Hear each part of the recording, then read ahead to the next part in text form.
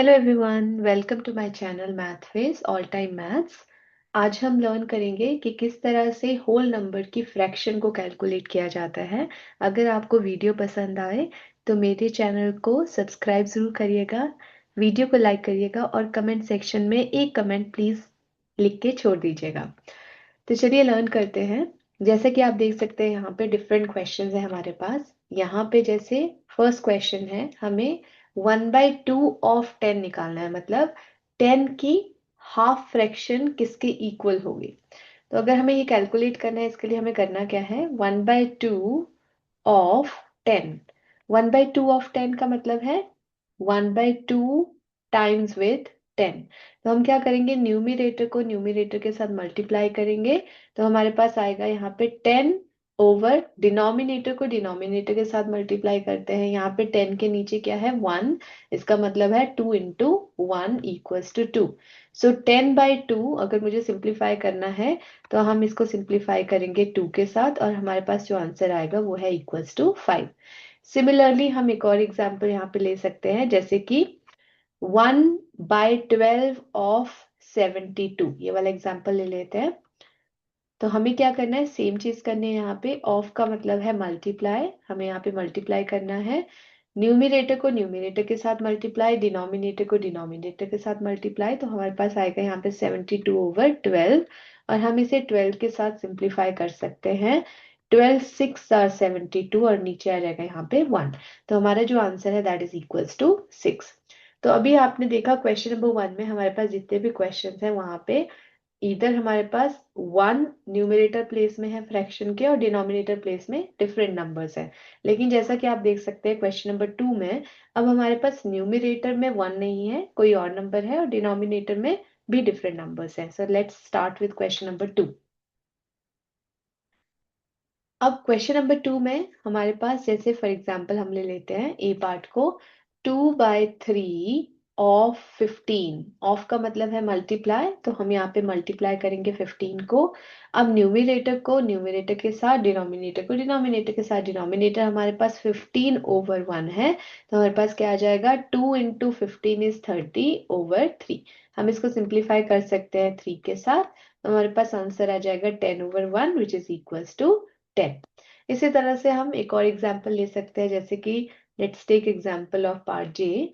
तो हम जे पार्ट लेते हैं यहाँ पे एज एग्जाम्पल, 13/20 ऑफ 60। अब 13/20 इंटू 60।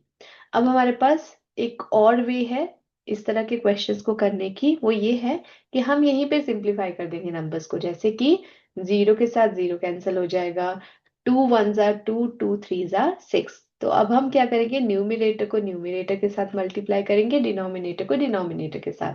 तो हमारे पास क्या आ जाएगा, 13 × 3 = 39। डिनोमिनेटर प्लेस में यहाँ पे भी 1 है, यहाँ पे भी 1 है, तो 1 × 1 = 1। तो हमारे पास आंसर क्या आ जाएगा, 39। तो आप दोनों ही वे से कर सकते हैं क्वेश्चन को। या तो आप पहले मल्टीप्लाई कर लीजिए उसके बाद सिंप्लीफाई कर लीजिए, या फिर आप पहले सिंप्लीफाई कर लीजिए उसके बाद उसको मल्टीप्लाई कर लीजिए। दोनों ही वे में आपका जो आंसर है वो सिमिलर ही आएगा। तो ये हो गया हमारा क्वेश्चन नंबर 2। अब क्वेश्चन नंबर 3 में हमारे पास साथ में क्या लिखा है, work out each of following including the suitable units. तो जो सुटेबल यूनिट्स का मतलब है, साथ में यूनिट्स भी दी गई हैं, हमें उन यूनिट्स को यूज करना है। अब हम यहाँ पे एग्जाम्पल ले लेते हैं पार्ट जी का, 5/12 ऑफ 240 ml।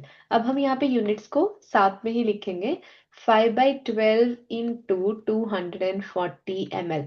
अब मैं यहाँ पे सिंप्लीफाई पहले कर लूंगी, मल्टीप्लाई नहीं करूंगी, मल्टीप्लाई बाद में करूंगी। सो 12 1 = 12, 12 2 = 24 और साथ में आ जाएगा यहाँ पे 0। सो 5 × 20 कितना हो जाएगा हमारे पास, 100 ml।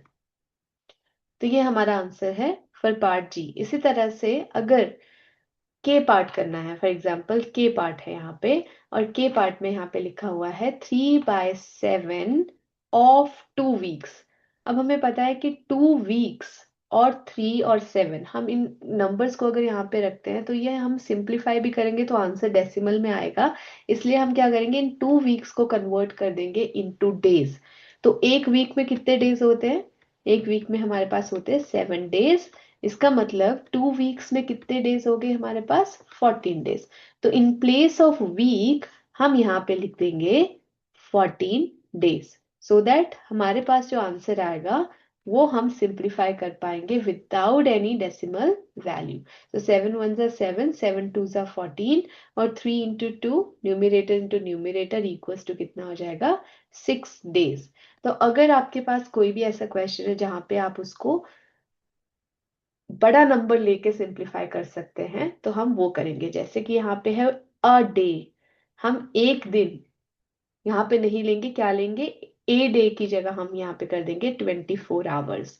तो हमारे पास कैलकुलेशंस इजी हो जाएंगी। इसी तरह से यहाँ पे है 1 किलोमीटर, हम यहाँ पे 1 किलोमीटर नहीं लेंगे, हम ले लेंगे यहाँ पे 1000 मीटर। तो आप कोई भी यूनिट को कन्वर्ट कर सकते हैं into the different unit to get your answer. तो हमें आंसर चाहिए, आंसर लेने के लिए हमें क्या करना पड़ेगा? यूनिट को कन्वर्ट करना पड़ेगा इनटू द अनदर फॉर्म। तो इस तरह से मैं आज का वीडियो यहीं पे एंड करती हूँ। आई होप आप लोगों को क्वेश्चन समझ आ गए होंगे। ये मैं वर्कशीट डिस्क्रिप्शन बॉक्स में साथ में अटैच कर दूंगी, आंसर की ऑलरेडी वर्कशीट में दी गई है, तो आप अपने आंसर्स भी चेक कर सकते हैं। तो आई होप आप ये वीडियो देखेंगे, क्वेश्चन सॉल्व करेंगे और अपनी अंडरस्टैंडिंग को और एनहांस करेंगे। Thanks for watching.